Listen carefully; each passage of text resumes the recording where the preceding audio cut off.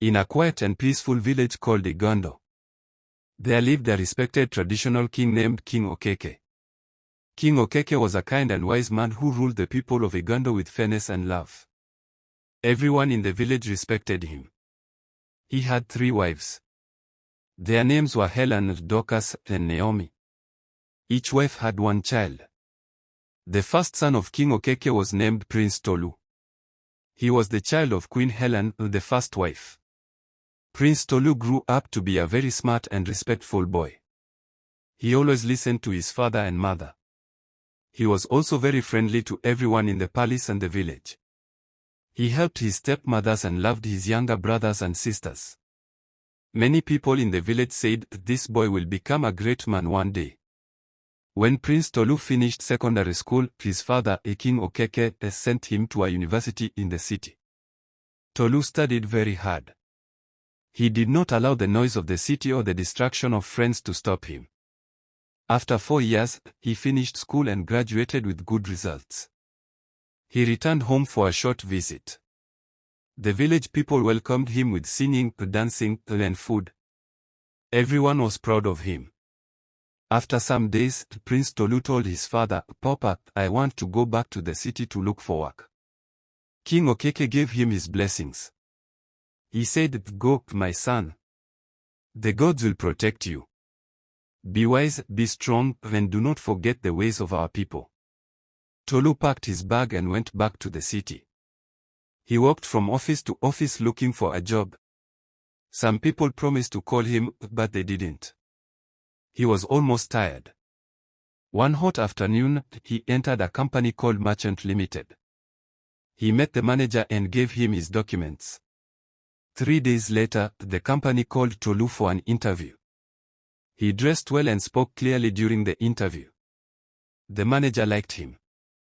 1 week later, they gave him a job as a junior officer. Tolu worked very hard and was always early to work. Within 1 year, the company promoted him to manager. Now Tolu was doing well. He bought a car and rented a small but fine apartment. After 2 years, he became rich. One Sunday afternoon, he went to a shopping mall to buy some things. As he was walking to his car, he saw a beautiful young woman coming out of the supermarket. She wore a blue dress and her smile was bright like the morning sun. Tolu looked at her and said to himself, "This is the kind of woman I want to marry." He walked close to her and greeted her politely. "Hello, my name is Tolu. You look very beautiful." The young woman smiled. "Thank you. My name is Jennifer." They talked for a few minutes, then Tolu asked for her phone number. Jennifer gave it to him. From that day, Tolu and Jennifer became friends.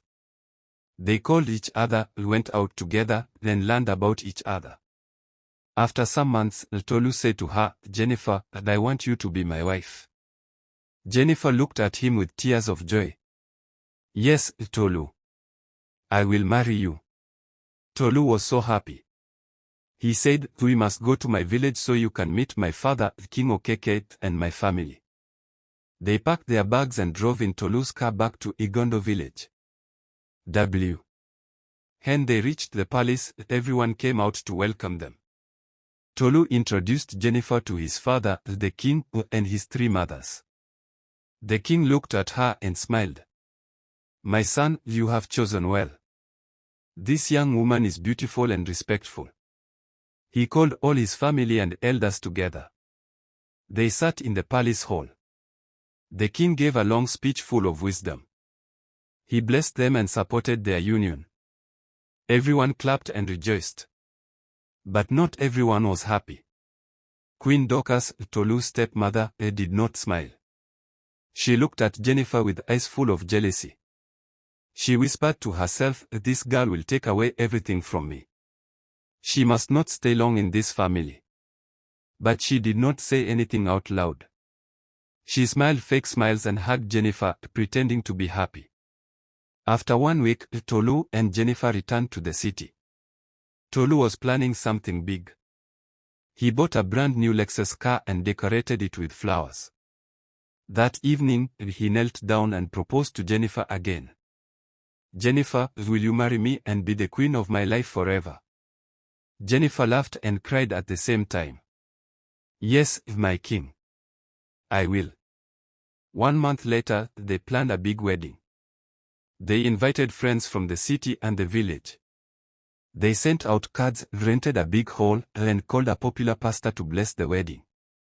On a Sunday morning, Tolu and Jennifer went to church. The pastor prayed for them. This union will bring joy and not pain. No evil will come near you. Your marriage will stand strong like a rock. Everyone said amen. But in the village, Queen Dorcas was doing something wicked. She went to a native doctor in the deep forest. My stepson wants to marry, and I hate it, she said. The native doctor asked, what do you want? I want them to die after the wedding, she said. Let their car crash on the road and both of them die. The native doctor gave her something to bury by the roadside. Once they pass this place, the accident will happen. The wedding day came. It was a beautiful day. The sun was shining. Jennifer wore a lovely white gown. Tolu wore a golden suit. Friends and family danced and sang. The pastor blessed them again and prayed over their new home. Everyone ate and laughed. Gifts were everywhere. After the wedding, the couple entered their new Lexus car and began to drive home. As they reached the village road near the bush path, a large truck lost control and came straight toward them.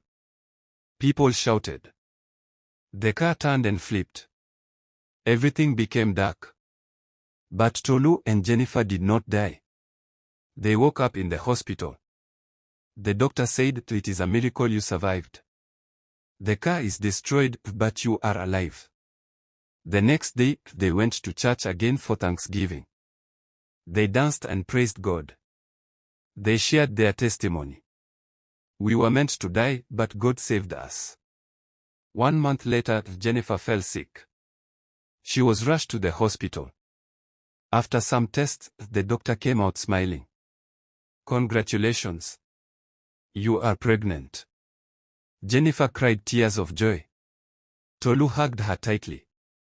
Thank you, God. They continued to live a simple and happy life. They didn't boast. They helped poor people and gave food to hungry children. They prayed every morning and night. After 9 months, Jennifer gave birth to twins, 1 boy and 1 girl. The whole hospital rejoiced. Tolu named the boy Chinedu and the girl Chizim. As they celebrated the birth, Tolu's phone rang. It was a call from the village. Hello, he said. A voice replied, we have news. Queen Dorcas is dead. She died in her sleep last night. Tolu stood still for a moment. Then he looked at his wife and the babies. The evil has fallen, he said quietly. 3 weeks later, Tolu, Jennifer, and their twins returned to church again for Thanksgiving. They told the church everything that had happened, from how they met to the accident, to the pregnancy, the twins, and the death of the wicked stepmother. People clapped, sang, and cried. The pastor said, this is what prayer can do. This is the power of love, faith, and truth. From that day, the lives of Tolu and his family continued to grow. Their love grew stronger. Their business expanded. Their house was filled with peace. Prince Tolu and his Jennifer were now happy parents. Their twins, Chinedu and Chizim, were growing fast. Chinedu loved to laugh and play with balls. Chizim always smiled and touched her mother's face. Every day, Tolu kissed his wife and prayed for his children. He loved his family with all his heart. Back in Igondo village, King Okeke was growing old. He walked slowly and sat more often. But his eyes were still sharp, and his mind was full of wisdom.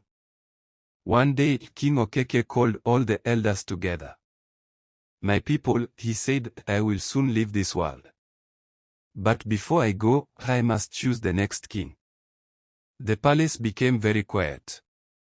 I choose my son, Prince Tolu, to be the next king. He is wise, kind, and strong. He fears God and loves people. Some elders clapped and smiled. But others looked at one another and whispered. One man, Chief Aula, stood up. Your Highness, he said, Tolu is a good man. But he lives in the city. Will he come back and rule as well? King Okeke nodded. He will. I have spoken to him. He is ready. But outside the palace, something else was happening. A stranger had entered the village. He was tall, with dark glasses and a black hat. He carried a small bag and moved from house to house. My name is Mr. Benson, he said to everyone. I am here to help people get rich. Many villagers were excited. They thought he was a good man. But Mr. Benson was a liar. He was sent by someone who hated Tolu. This person was Queen Dorcas's cousin, a wicked man named Jide. He heard that Dorcas had died. He blamed Tolu for her death. I will destroy that boy, Jide said. He made my cousin suffer. I will bring him down. So Jide sent Mr. Benson to the village. Mr. Benson started giving people money. You don't need to pay me back, he said with a smile. Just trust me. He gave farmers bags of rice and young boys new shoes. He gave women wrappers and perfumes. Soon, many people liked him. But one night, an old woman called Mama Iriti had a dream. In the dream, a dark spirit walked into the village and covered the land with smoke. She woke up sweating. This is not a good sign, she said. She went to the palace and told King Okeke about the dream. The king nodded. I have felt strange things too. Something is wrong. He sent a messenger to Tolu in the city. My son, the message said, come home quickly. Something bad is happening. Tolu got the message in the evening. He sat with Jennifer. My love, he said, I must go to the village. My father needs me. I will come with you, Jennifer said. They packed their bags and carried their twins. The next morning, they drove to Igondo village. When they reached the palace, King Okeke hugged them. My son, you came at the right time. Strange things are happening here. They all sat down. Mama Iriti shared her dream again. Jennifer listened carefully. We must pray, she said. And we must watch. The next day, Tolu walked around the village. He saw many people talking with Mr. Benson. He watched him carefully. Something about him didn't feel right. That night, Tolu knelt down and prayed. God, show me the truth. At midnight, he had a dream. In the dream, he saw Mr. Benson with a snake in his bag. The snake entered people's houses and bit their hearts. Tolu woke up in fear. This man is evil, he said. He told his father and the elders. At first, some people didn't believe him. Mr. Benson gave me free yams, one man said. He is kind. But Tolu stood strong. He is using charm to control you. Jennifer had an idea. Let us watch what he does when no one is looking. So they followed him one night. Mr. Benson left his room and walked deep into the forest.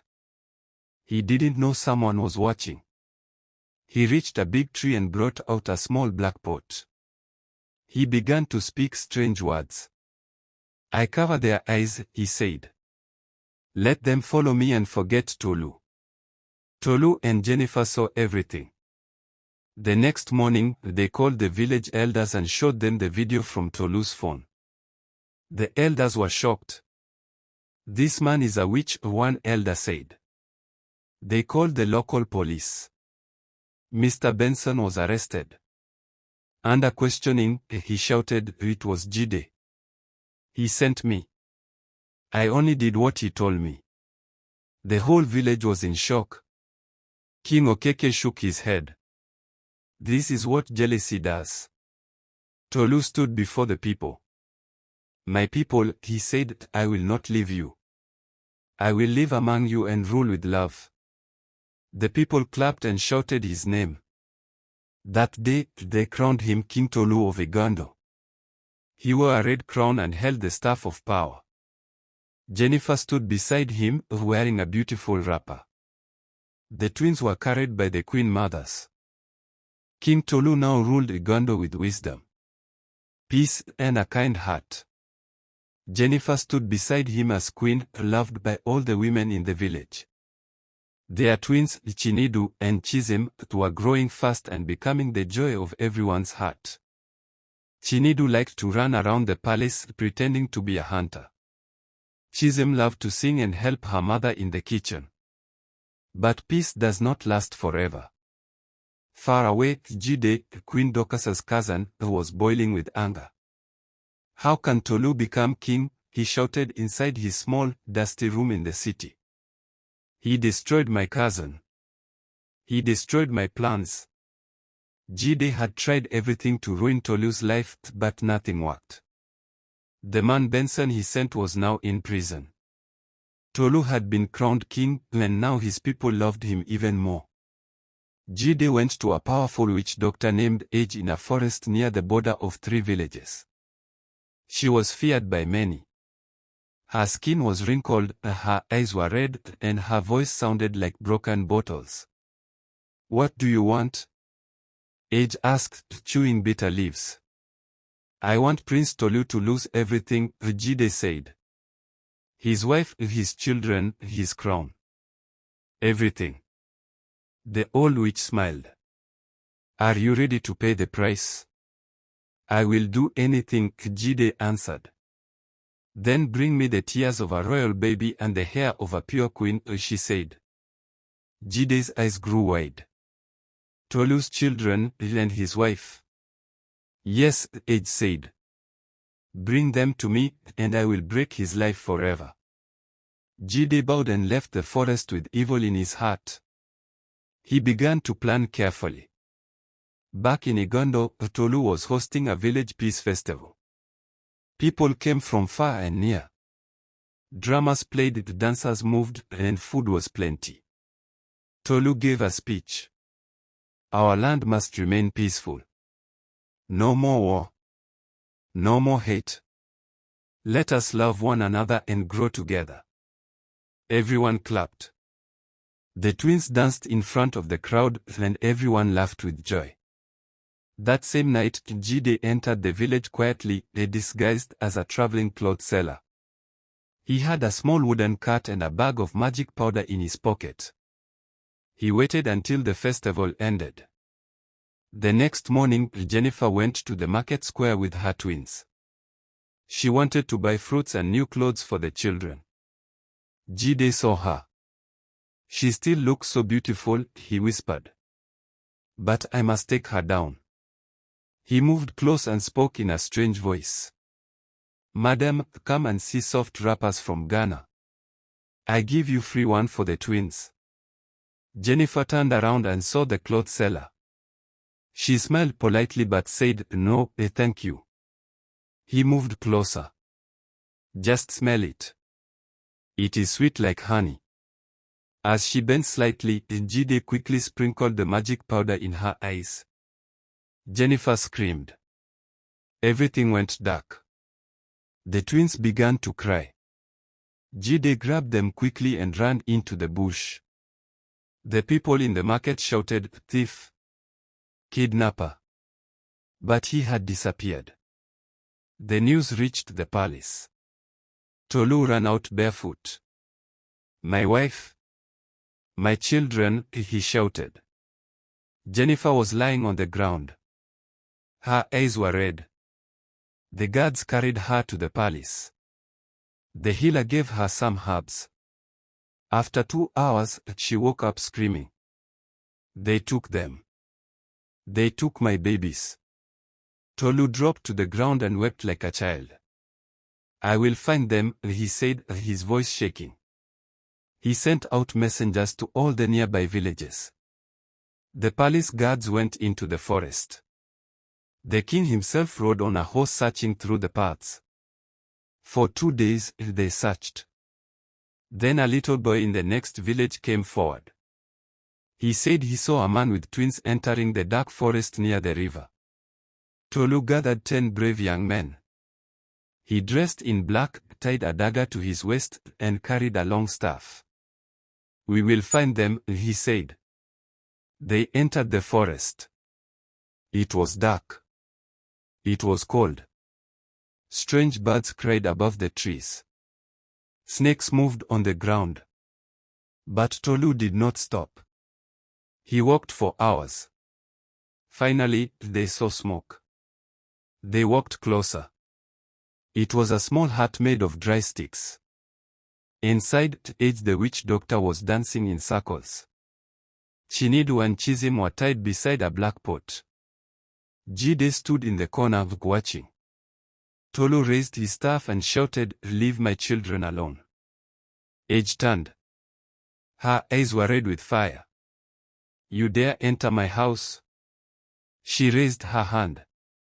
A strong wind blew.